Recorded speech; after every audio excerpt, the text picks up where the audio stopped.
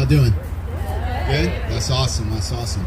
Well, my name's Korin Sutton, and today we are going to talk about... Waiting for my slide. Hold on. Let's wait for that slide to pop up.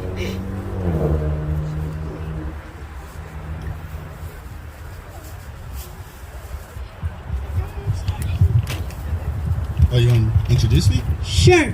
Oh, introduce me. Sure. Let's rewind all of this. You don't know my name. Sorry, I was getting some noodles. Jump, you can do it. Oh, right. Sorry I was not here a second ago. I was getting some noodles and zoodles with peanut sauce.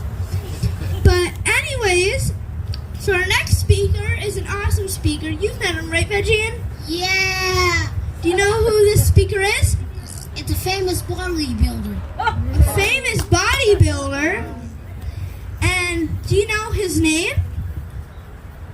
Korin Sutton. He is Korin Sutton. And we're so excited to have him here at Vegfest. Hope everyone's having a wonderful day, and I really hope that after hearing Korin Sutton speak, your day was even better. All right, well, here he is. Hey, what's up, everyone? Thank you, Evan. So, here I am again. My name's Korin Sutton. I'm a pro bodybuilder, also a specialized sport nutritionist, and as well a master online fitness trainer. Now, what I'm going to do today is teach you the vegan blueprint, the new vegan blueprint. Is there any new vegans out here? Oh, we got one? That's it? All right, cool. Hey, nothing's wrong with that. Well, I guess we're going to learn some new stuff anyways, right? And what I'm here to do is show you how to get ripped without eating meat. Okay, is that something that y'all want to learn? Yeah? All right, cool. At least everyone wants to get ripped, right? Oh. That's good news. All right, cool. So I'm just going to go ahead and start off with some of the people that have worked with me personally. All right.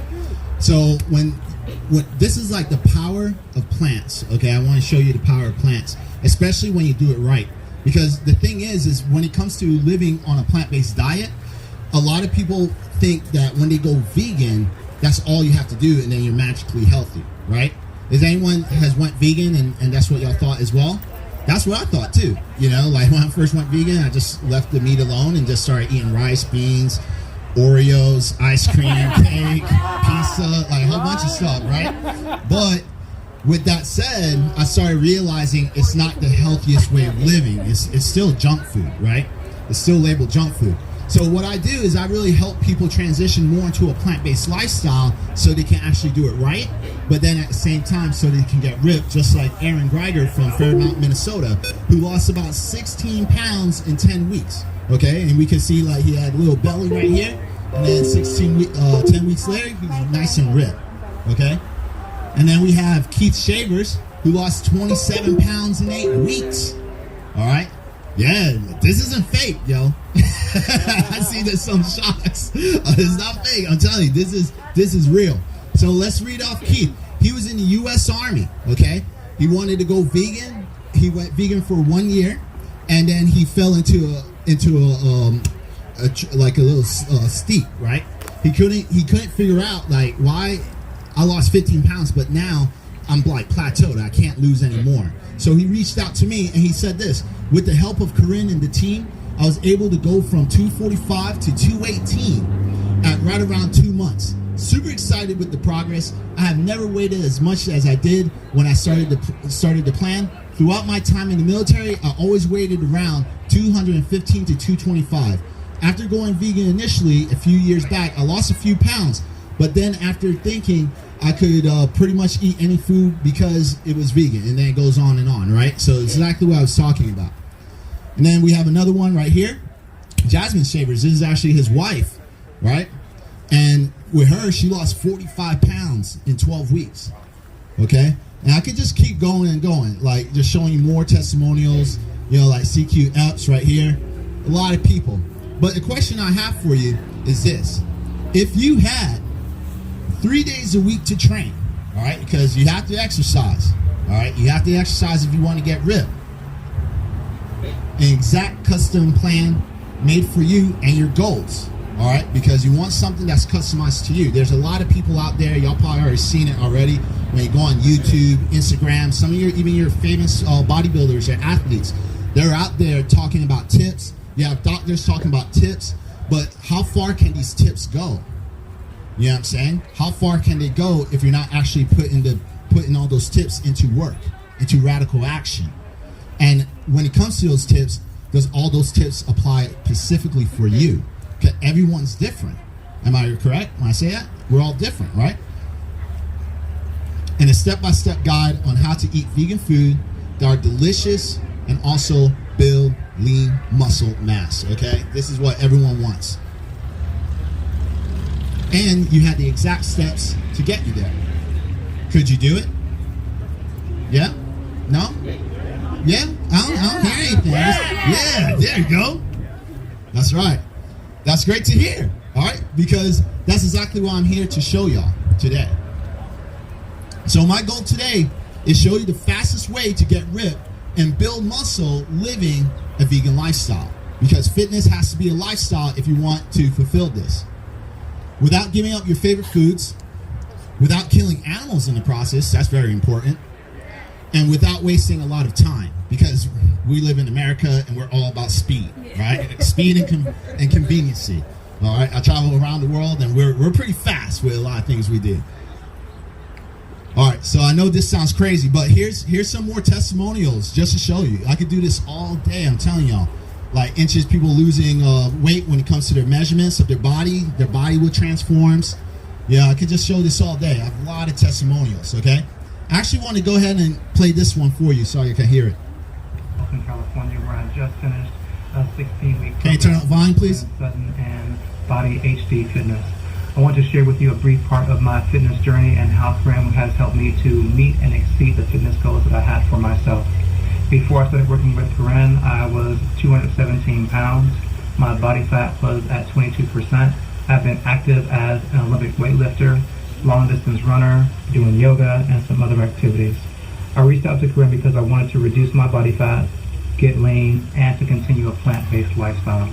Korin created a meal plan and a workout routine for me to complete over that 16-week period. We did check-ins every couple of weeks where I uploaded some photos of the visual progress.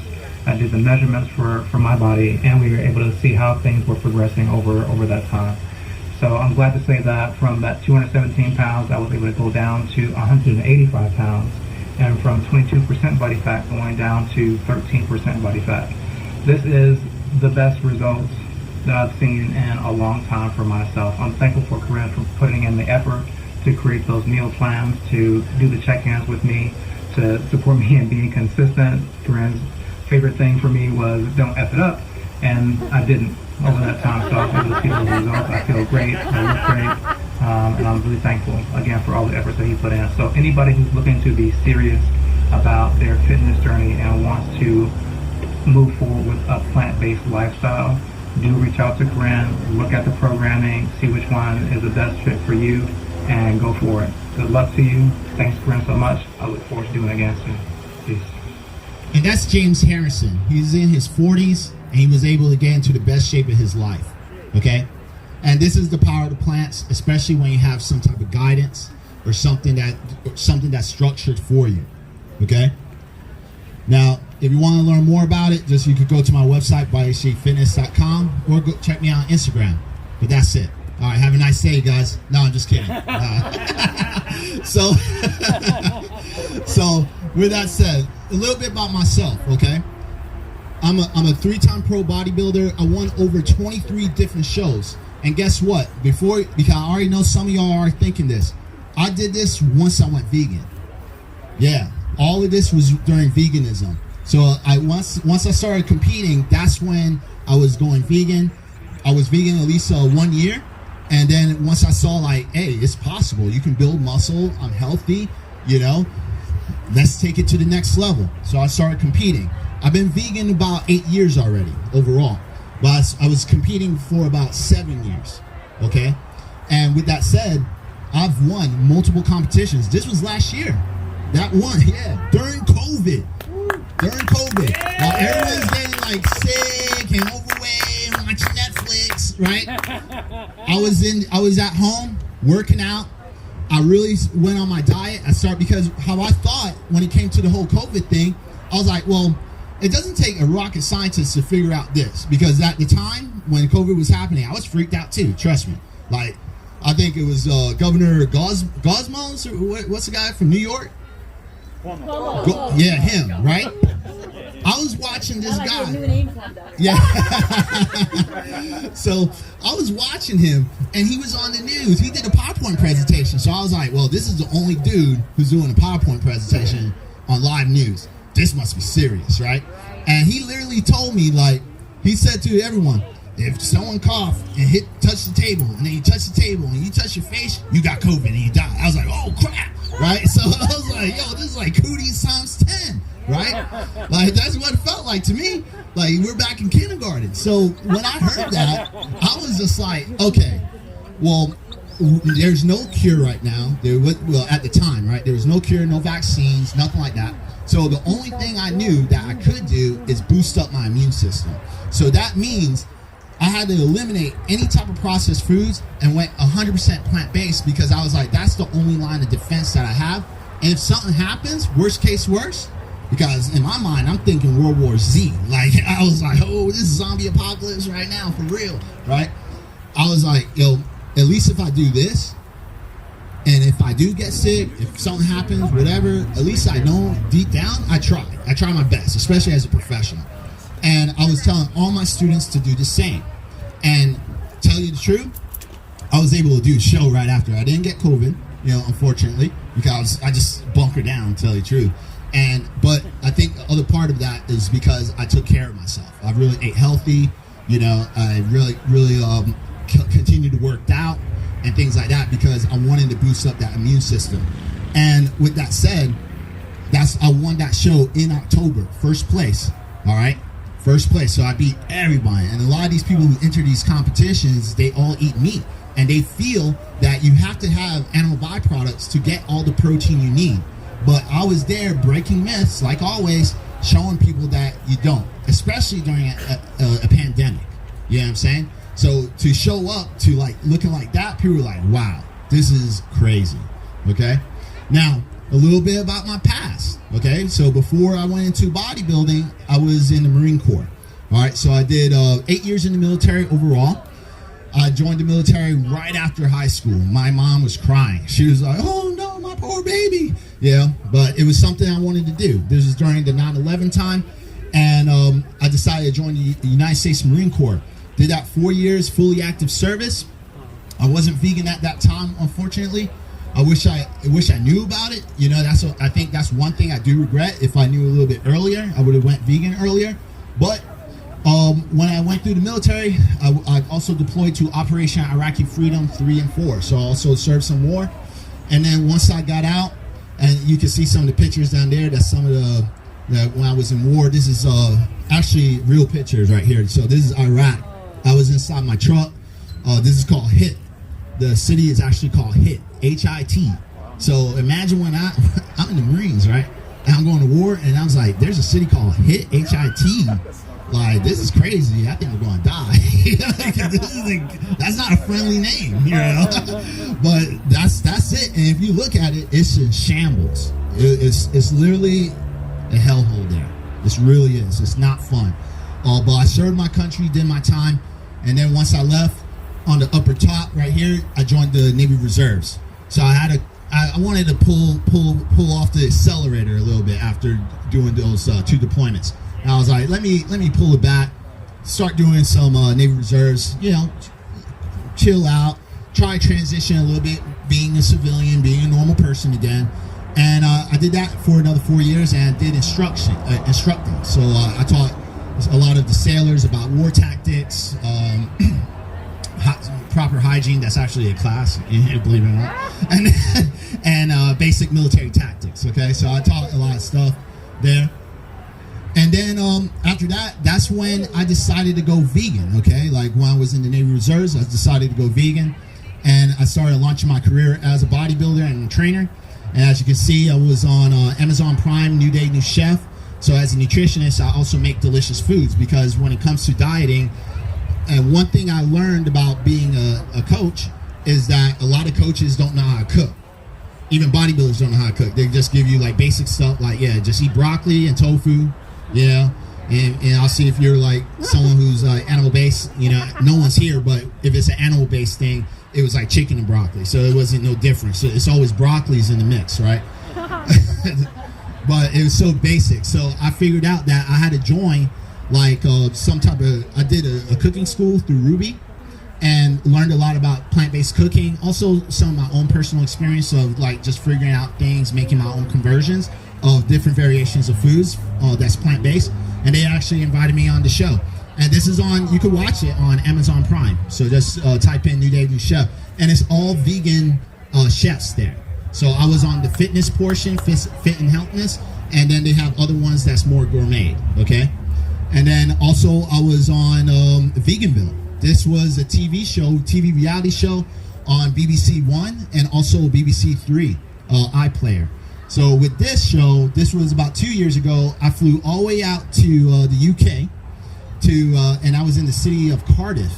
And our mission was to try to transition a whole town to go vegan, right? With just this group of 5 people. But we did have a powerful speaker. One of them y'all might know, Joey Carbstrong.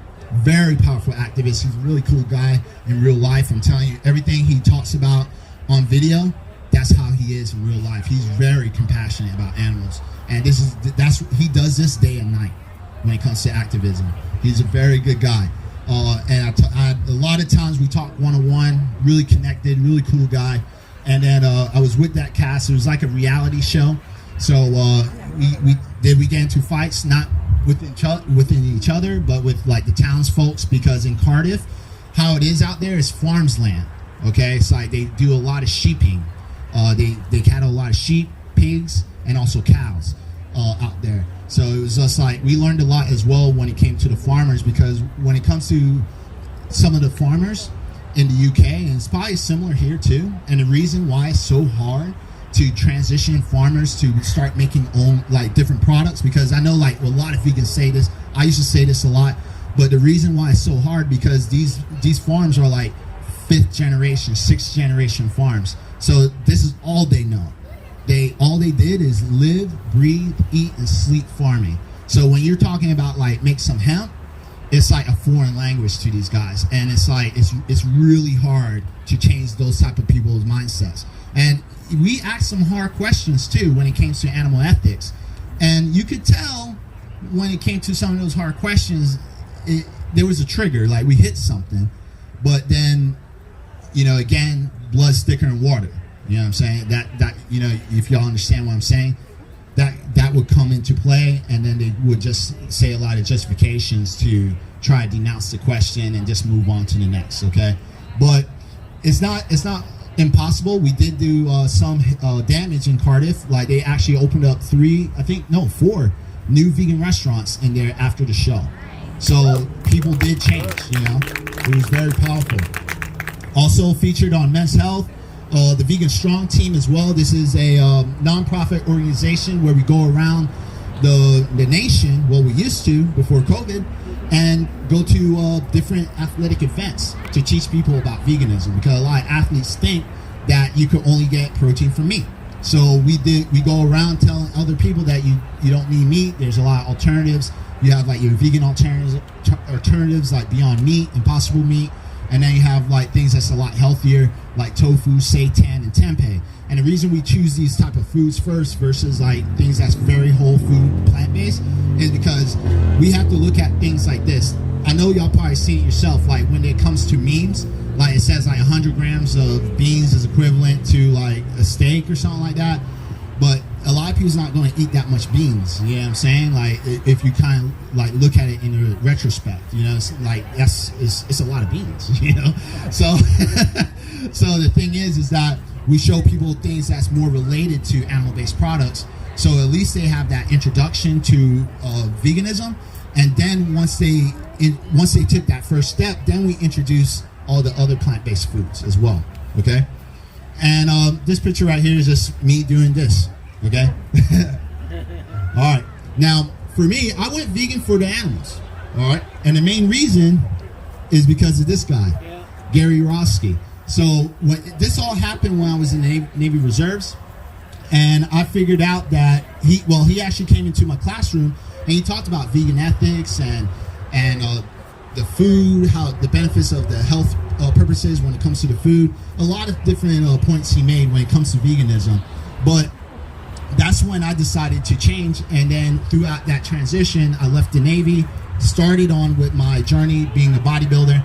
And this is what I do. Like, you know, everything I do is all about the animals. And it's how I look at it is specifically just like this.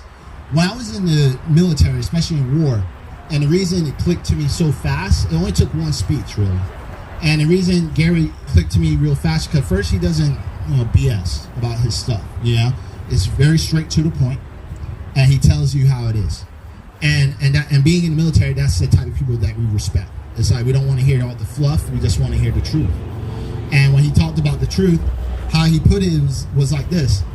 Like all these animals, when they're in the animal, when they're in the abattoir, or when they're in the factory farms in their cage and cells, they're prisoners. Once he said prisoners, I started thinking about the prisoners I captured when I was out there. Because we did have some POWs, you know, but from the other side, obviously, right? And I seen what we do to these people, right? And then when he said, you know, a lot of innocent animals die because they have the will to live. And when he said that part, then I thought about all the innocent people that I saw in war. Because see, the thing about the news and media is that the news is good at painting a pretty picture, making things very black and white, but you don't see what's happening behind that lens or in that editing room. And the thing with me is that when I was in war, CNN, all these news channels, they were showing like what the Americans do, you know, and then they show what like the Taliban, what they did, right? And it was just very black and white, like they were bad and we were good. And then they would show like, you know, executions of like civilians and some military men that got captured, and they just show the opposing side. But they didn't. One thing they didn't show was what about the people who has they're not even involved in the war. You know what I'm saying? And what I want to tell y'all today is that war is so crazy that you think the things that's happening right now, like we have like the Black Lives Matter, the Capitol riots, all this stuff is crazy. To me, it's a joke. It's nothing. From what I experienced, it's nothing. Because imagine where it's just like this, but everything's being policed by a military force that's not even from your own country, right? If you drive 50 feet close to a military vehicle, they will shoot your vehicle. So if you have like a Tesla or a nice Lamborghini something, they don't give a damn. And then you're not getting no refund. You're not getting no insurance isn't going to pay for it, because when there's a war, there's no more insurance. You can't call the cops because there's no more cops. Your place gets burned out or get blown up, there's no firefighter. It's like everyone's living on their own terms because it's a survival. That's how war is. And imagine all these innocent people living in that type of violence. That's why I say, like, this stuff that's happening now, it's nothing. It's something, but it's not, when we compare it, it's nothing. You know what I'm saying, when it comes to war. Because it's so horrible. And a lot of innocent people do get damaged by this. And they get PTSD. And no one talks about that. And when I thought about that, because I've seen what happens to innocent people. I've seen people who come to me, even when I came back to the States, like people who come to me who were like nationality descents from Iraq. They would cry like, "Oh, how can you do this to your people?" I'm like, "Look, I'm just doing my job. Like, to me, it's not a racial thing or anything. I just go out there, do my job, and come back. I just want to come back alive. That's it. You know." That's why I left the military, because I didn't want to be part of something that's destroying other people's lives. You know what I'm saying? Especially for something that was prolonged so long, you know? And when I thought about these animals, it's the same thing.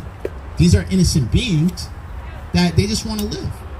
Yeah, if we had a turkey and just put it on the grass, it's not going to walk to the abattoir and get its head chopped off. It probably wants to just enjoy the air, find some food. You know, if you're a friend with the turkey, you want to be your pet, be your best friend. You know, it's just like the dogs here. You know, they just want to live, chill underneath the tent. It's hot as hell out here, right? So they're doing the smart thing. They're hiding underneath the shade. You know, these animals are smart and they're intelligent and they just want to live. And once I started realizing that, it was the first time I was like, you know, I need to start not just protecting life because I was in the military. I need to protect life, you know, for all living beings, because we all here for one reason. We just want to live, right? Well, majority of us, right? Always have that X factor, right? So now, with that said, this is where I started. Okay, so I started in the military. You know, after that, throughout that transition, it was a tough transition for me. You know, trying to get rid of all that depression and that stress from the war. And then after that, like I said, when I met him, I got into the fitness stuff, started getting better at my life, started valuing life a lot better. But then overall, when I started teaching other people to value life and also transition more into a plant-based diet, what I found out is that being in the fitness industry for about 10 years, right? I noticed that you can't outwork a bad diet. Because see, once I realized about all this veganism stuff and I want to start helping other people, I wanted to like give people real results. You know, not just tell people just eat plants because it's healthy, you know, and waste my breath, and then people not really seeing any results. They lose 15 pounds and then they're in a plateau. I realized you can't outwork a bad diet. And in the fitness industry, that's one of the biggest secrets that's kept with a lot of trainers and coaches. They're there to train you, especially in in-person training. They'll train you and take all your money.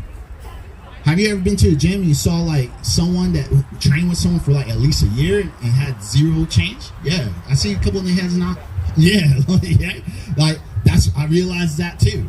Yeah, and I was like, what's going on here? So what I've found out is that nutrition actually plays about 80% of the fitness goals. Okay, 80%. So when I found that out, I'm like, so what's the point having trainers training people if nutrition plays 80%? And the trainers aren't teaching anyone about nutrition. Animal-based or vegan, none of the trainers are teaching this. So when I got a little bit deeper, I started comparing the power of plant-based foods versus animal-based foods, okay? And then when it comes down to the new vegan blueprint, there's 3 things that's going to help you get there, all right, to get ripped. First is diversity, structure, and flexibility. These are the 3 keys to get ripped, okay?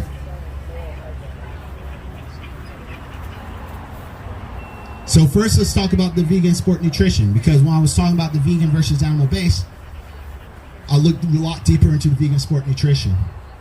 And I found out the reason a lot of people weren't being very successful in a plant-based diet is because they were lacking plant-based education.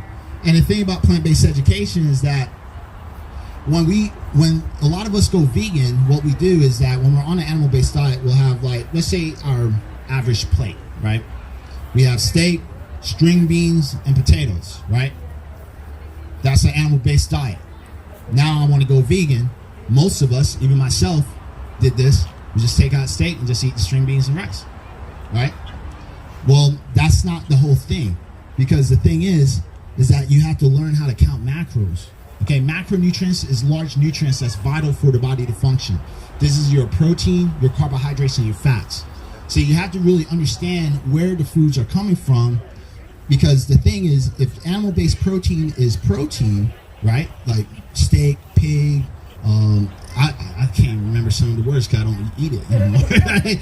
Bacon, you know, like ham hocks, all this stuff, right? That's where we get protein. And in school, we learned the same thing. Like, what did we learn in school? Protein, you eat animals, right? Like beef, pork, chicken, fish, shellfish, things like that. Milk is good for calcium, and fruits and vegetables is healthy. But if you're going on a plant-based diet, your only knowledge is fruits and vegetables is healthy. So that's when you had to go into counting macros to learn where you really get the protein. Because see, there's a lot of people who would say that you can get protein from all the plants, right? And it's true. You can get protein from, there's a lot of plant-based foods that has a lot of protein. But how much protein do each one of us needs? There's not one solid thing. Like and there's things out there and studies out there saying like a human being only needs 60 grams of protein, or and if you're a female, there's only 40. But what about if you're a high endurance runner? Male, do you just need 60 grams of protein? What about if you're a bodybuilder? Is 60 grams of protein just going to fulfill someone to build a lot of muscle? No, it's not. See, I'm certified in sport. I'm a sport nutritionist. I'm a specialist in sport nutrition. So I work with people that's moving. And when it comes to most plant-based doctors that's out there, not trying to knock on what they do, a lot of things they say is right. But we have to also realize that the audience that they're talking to and the people that they treat is people that's inactive and ill. So when you talk to these individuals or you hear them speak or you read their books, they're talking to that particular audience, okay? Now, if you're trying to get ripped and trying to build muscle, this is an aesthetic goal. So you need more nutrients, okay? Because the thing is calories is energy. It's a unit of heat. So the more we burn, the more we have to fulfill our body. And when it comes to protein breaks down into amino acids. This is the building blocks of protein. So that's what really helps build more muscle. And the three primary amino acids is leucine, isoleucine, and valine. These are the primary aminos that you need to build muscle. So if you're trying to build a lot of muscle, you can't just have 60. You might have to have double that, maybe even more. Because it all depends on your goals and what you're trying to achieve and your activity level, okay? And then when it comes to all the other macros like the carbs and fat, this is where we get our energy from. So if you're like a runner, maybe you need to be more on a high carb diet, because a runner is burning tons of calories, and you don't want to take energy from protein because protein is not a good energy source. You ever heard of atrophy or burning muscle? That's what it is. All right.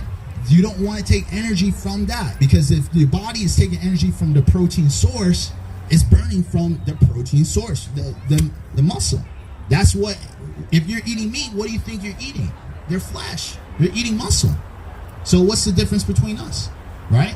So it works the same way.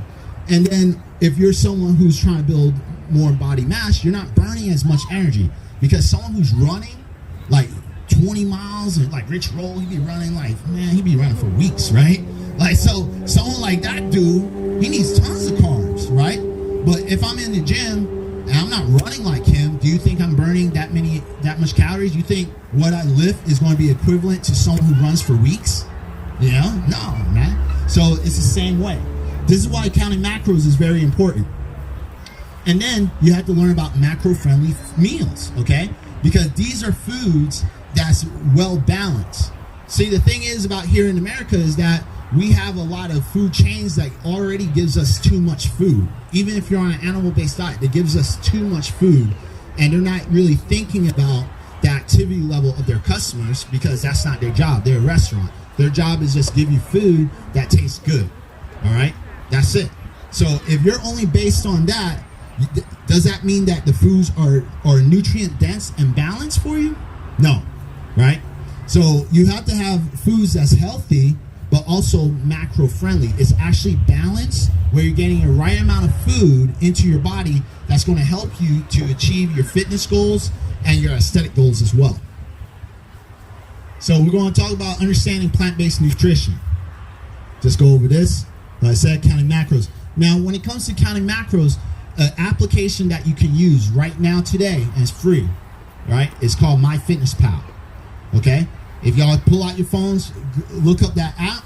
This is a good food journal that you can use to keep track of the foods that you're eating. So, and the thing about this application is that it's sponsored by Under Armour. I think they actually bought them out. I'm not really for sure, but because it's bought out or sponsored by a very big sport company, that means they have a lot of money, and it means that when it comes to the app, it's very efficient. You can use this all around the world.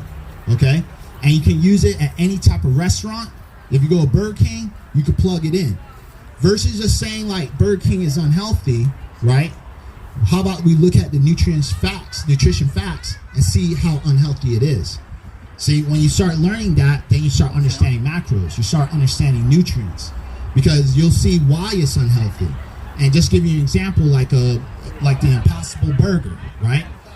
Most people will go to Burger King and they want to be healthier, right? They don't change their diet, they just change the food, right? So they're still going to Burger King. Burger King is still a fast food restaurant. It's still junk food. But a lot of people don't know that. So when they go there, they're like, I just saw Game Changers and I want to go vegan. Let me get that Impossible Whopper, But if we look at the nutrients is horrible. It's still processed, right? It's still fast food. The Impossible Whopper is actually worse than what you can get at the store. And I don't even understand why, because when you get it, the patty is a lot thinner. So I don't even understand how it's even worse. But when you go there, it's about like 20 grams of fat. I think it's like 20, 30 grams of fat. You're getting 20 grams of protein.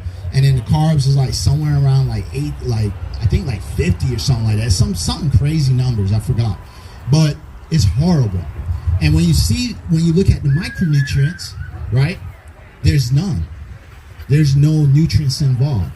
And then when you start thinking about processed foods, you have a better understanding when it comes to processed. The reason processed foods are bad because there's no nutrients in it. And then when you start looking up plant-based foods and you start logging those foods in, this is like the first step to understand how much nutrients you're actually getting into your body. Because it's one thing when you're just listening to a podcast or just or reading a book about fruits and vegetables and how healthy it is, but it's another thing when it comes to radical action and you're eating those foods and you're knowing exactly how much vitamins and minerals you're getting. So when someone tells you there's no vitamin B12 in almond milk, only thing you have to do then get into a big argument about that. Just use MyFitnessPal, scan the carton, and just show them the B12 content. It's simple. When people say there's a lot of nutrients in steak, it's better than beans, put in steak. And you can show them that the steak, a piece of meat, don't have that much nutrients. It has iron, but everything else like vitamin A, vitamin C, calcium is very low. And you can show them that. It's proof. And the reason I'm telling y'all this is because we fought many years ago. We fought to get nutritional fact labels put on all the foods. But guess what? A lot of us here don't read it, and we don't understand it. This application is going to teach you how to understand those nutritional facts labels. It's going to be a faster pace to learn about real nutrition. Okay? It's a big tip. And then when it comes to the macro-friendly foods, go here. This is when you can actually build a plate according to the macros that you need, because everyone has a set of calories and macros they need to get to their actual goal, right? So with that said, when you eat somewhere, you just don't want to eat just because something tastes good or it just looks good, right? You want to eat that's going to actually change your body. It makes a difference, okay? And this is some of the results. The reason I'm skipping some of the testimony, because I got so many, but this is like the results when you follow these plans and something that's structured out for you.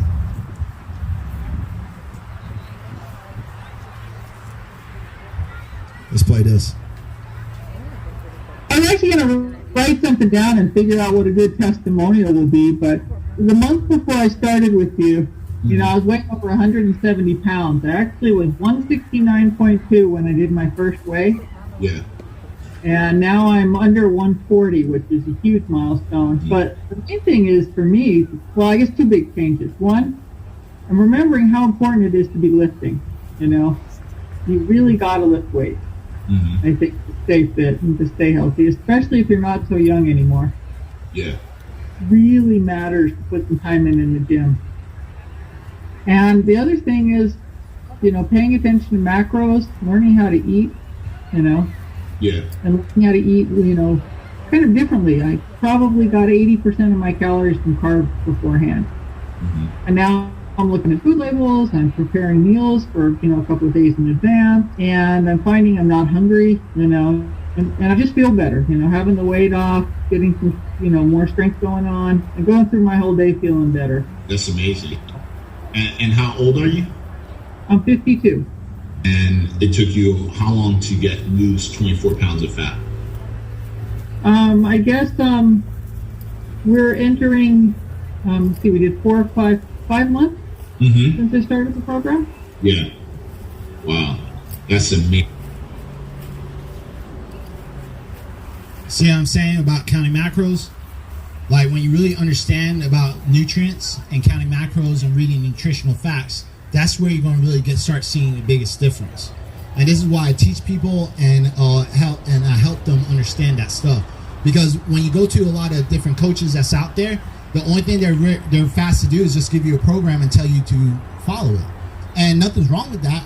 But what happens when you leave and stop working with that coach? You're kind of lost still, So what I do is I really try to help you understand more about the nutritional facts and what's going on in the foods that you're actually eating. The next thing that you want to do is the high performance corrective training. Now, this is very important as well because there's a lot of coaches out there that gives out workout programs, right? Because you have to work out too to get ripped, to build lean muscle, things like that. But not all workout plans are built for everyone. Some coaches are out there just giving the same workout program to everybody.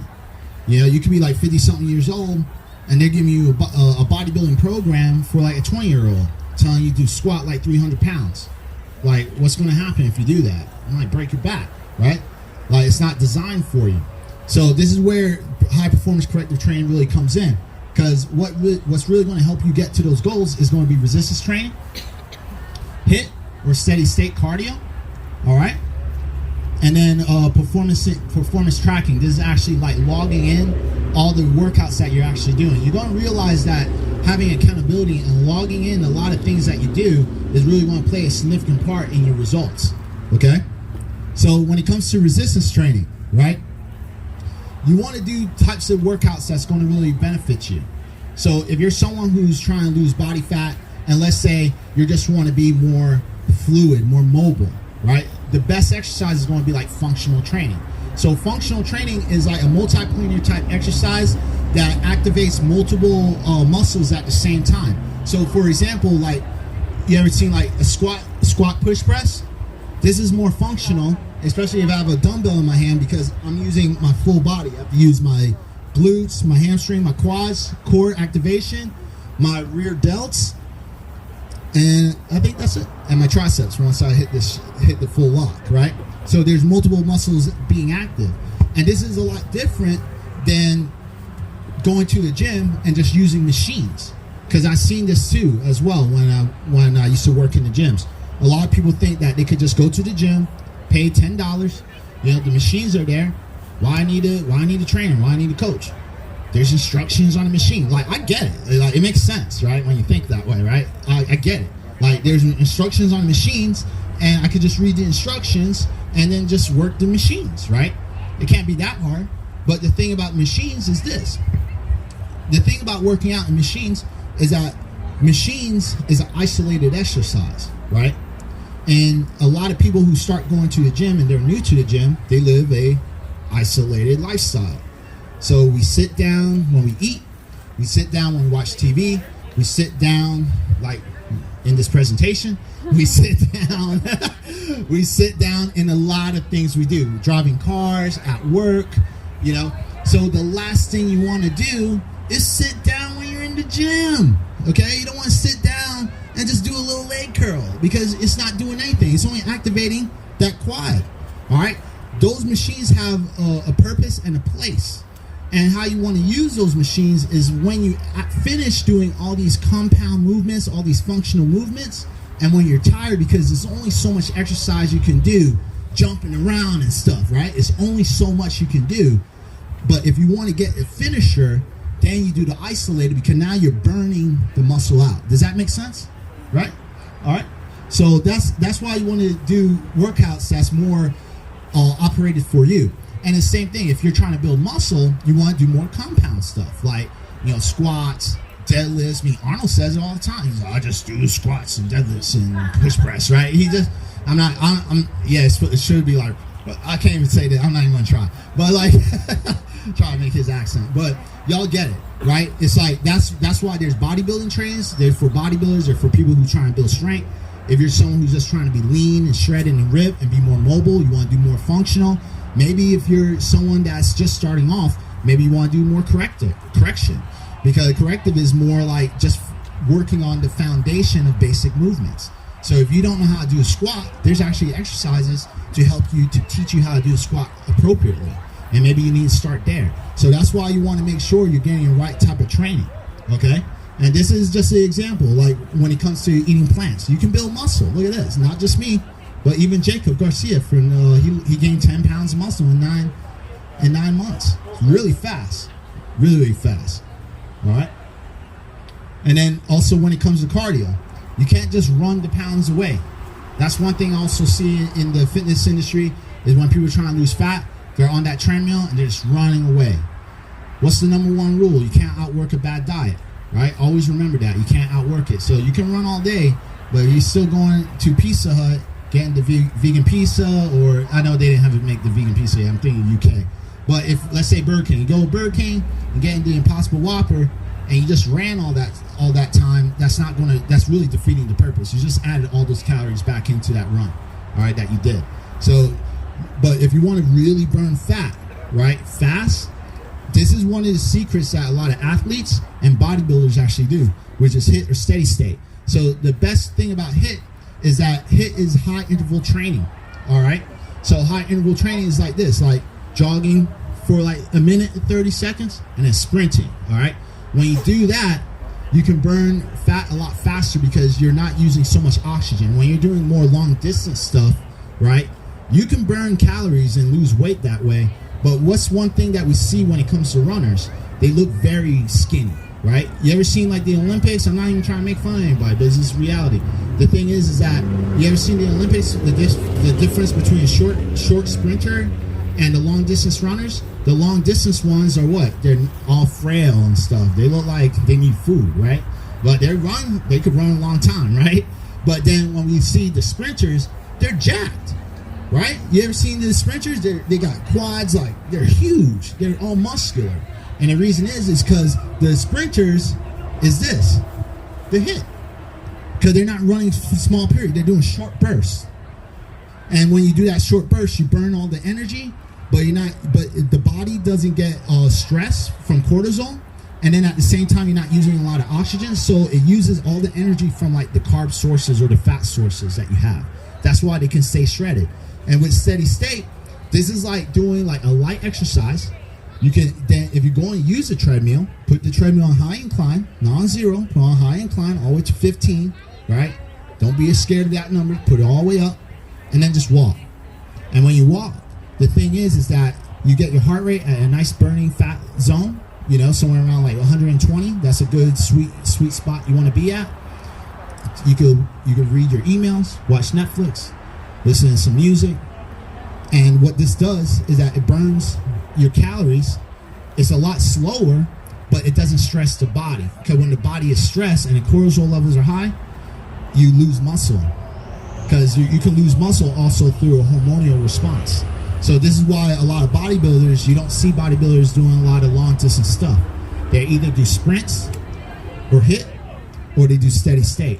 This is how they're able to stay shredded and also keep the muscle on. So remember that when it comes to cardio, there's easier things. You don't have to kill yourself in the gym just to lose fat. All right, that's what I'm trying to get at. And this is a bodybuilder here that I trained just last year during the COVID. He did this in his home. Can y'all believe that? All there from his home. He bought like the Bowflex dumbbells.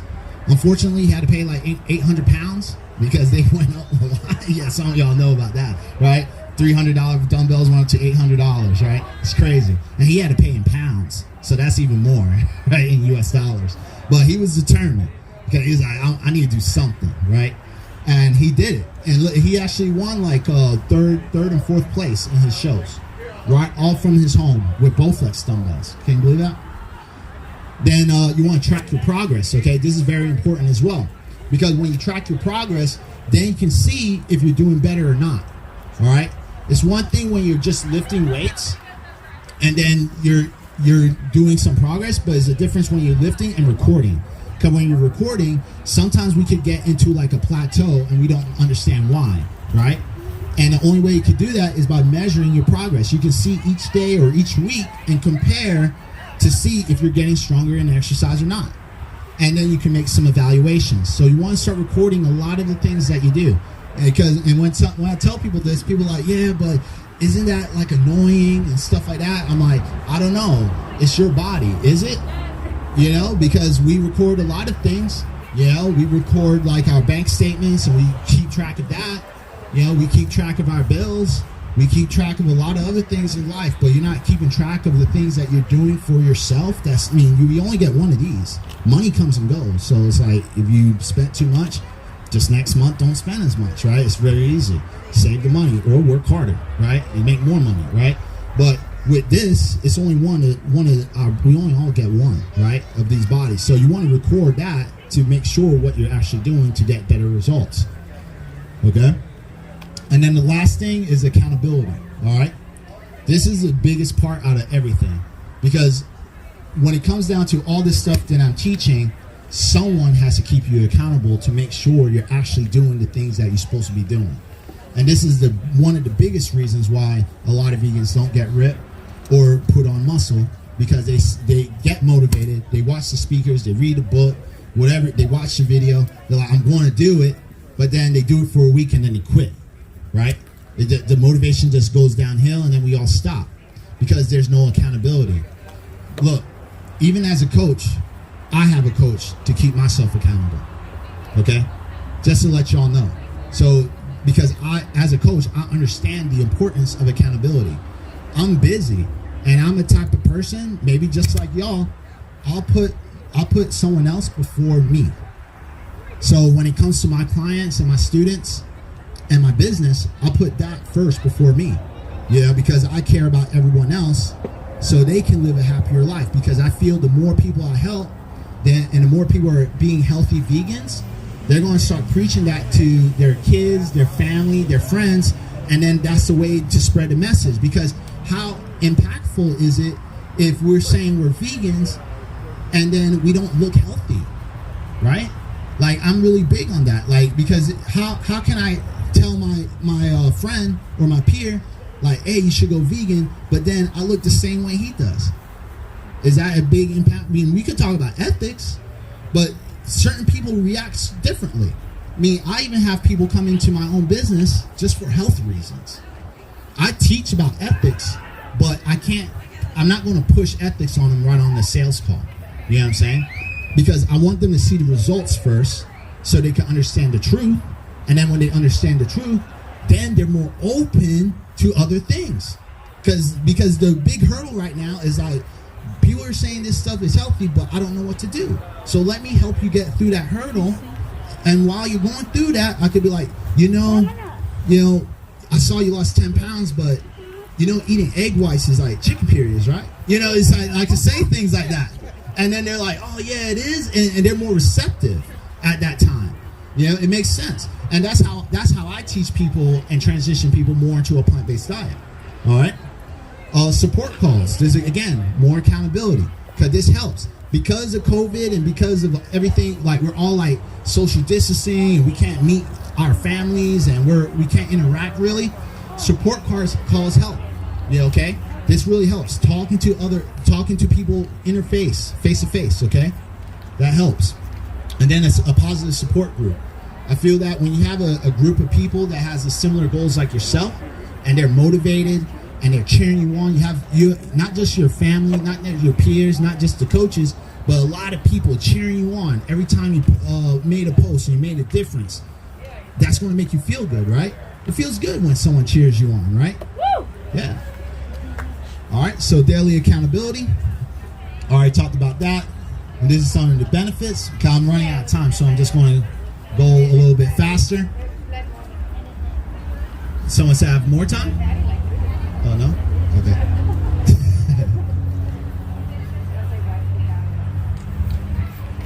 We'll just skip these slides. All right. just so y'all can see. So that's pretty much it. All right, I'm just going to speed it up a little bit, but that's pretty much it. So we did, yeah. Your time in the military, do you think that someone could do a vegan diet in the military? Are they supportive of that? Oh yeah. People in the military can go vegan. I actually train a lot of people who's been in the military, and the hardest thing is really when they go to the chow hall, because a lot of things actually changed when it came to the cafeteria food in the military, especially when I was in. It was a little bit healthier when I was there, but from what the military people are telling me now is that it's all junk food, and there's more fast food restaurants on the bases more than ever, you know. And the reason is because the fast food restaurants, they got billions of dollars, so they could easily buy a contract and put like a little spot there, and then they give deals. And just to give you an example, like how bad some of these restaurants are, you think you get deals out here? Man, the deals on base is insane. Like, I'll give you an example. When I was in the Marine Corps, Domino's, you remember the 555 deal? All right, so we had that on base, but because since there was only one Domino's and the base is huge, right? They said if you pick it up, it's buy one get you one free. So if I did the 555, 5 pieces for three $5 pizzas, right, for $5, I get another 3 pieces for free. Imagine who was doing that a lot. And guess what? I wasn't even vegan, but this is a little joke. I would get the Supreme, the vegetarian pizza, because I knew all the meat eaters wouldn't eat it. So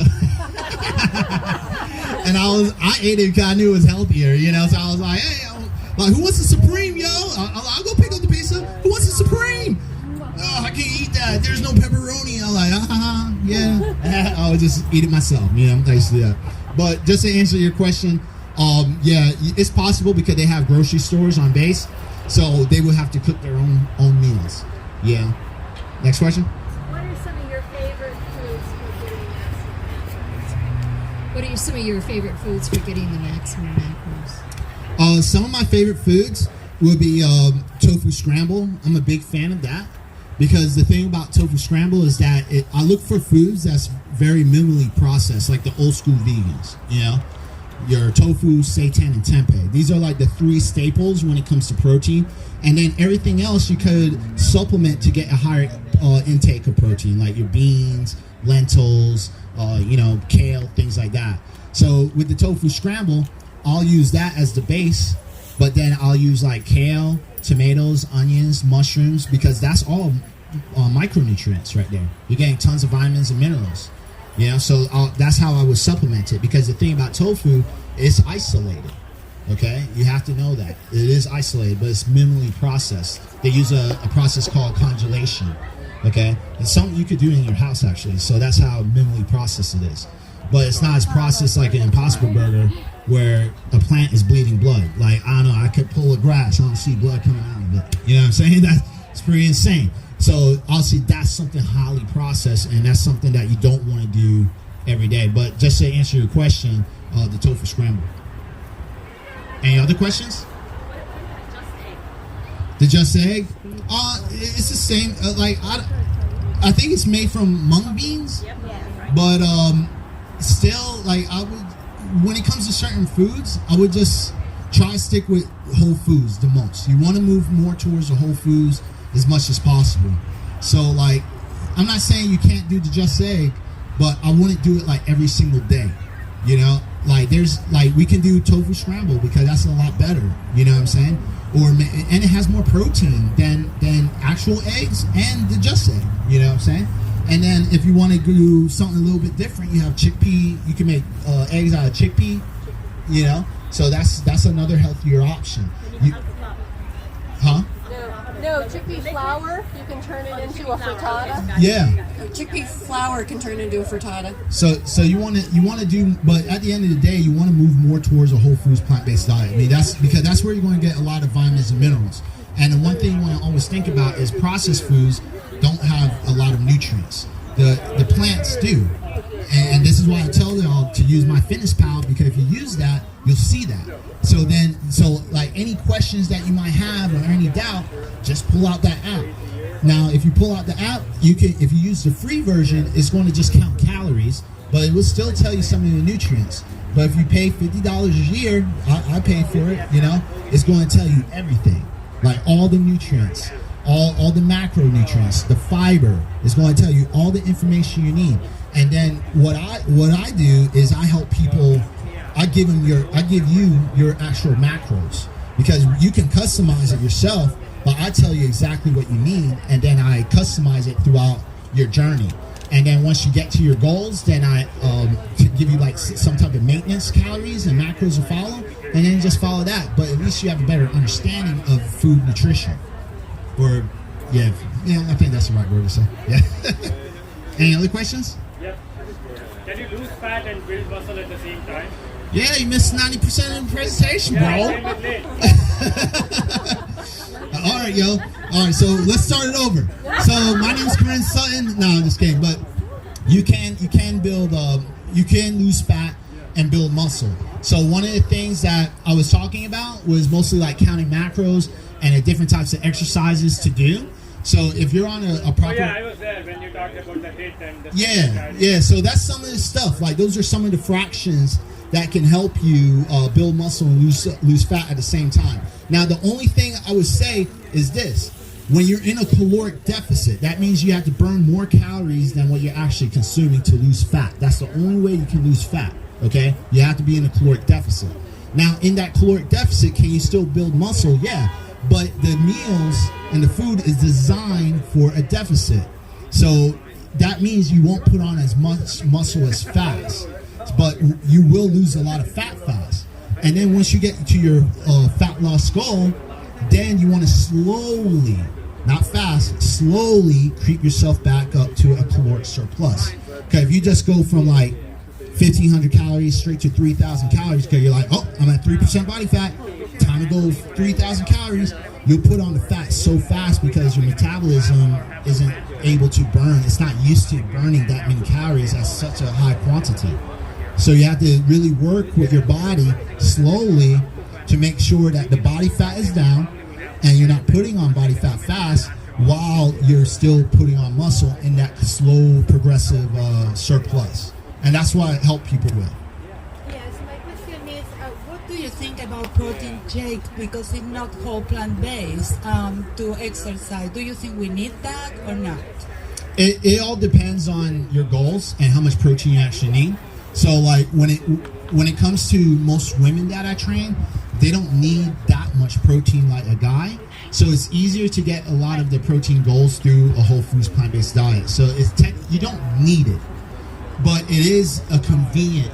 It is a convenient tool. So if you're someone who's like, because it's not cold. Yeah, well, the thing is that there's different types of proteins out there. And you want to really make sure what type of protein powders you're getting if you're looking at the quality. Quality-wise, Clean Machine, Clean Green Protein, because it's the only protein that's not isolated. Yeah, it's the only protein powder that I use, and I'm also sponsored by it, but I'm not just saying it so you can buy it.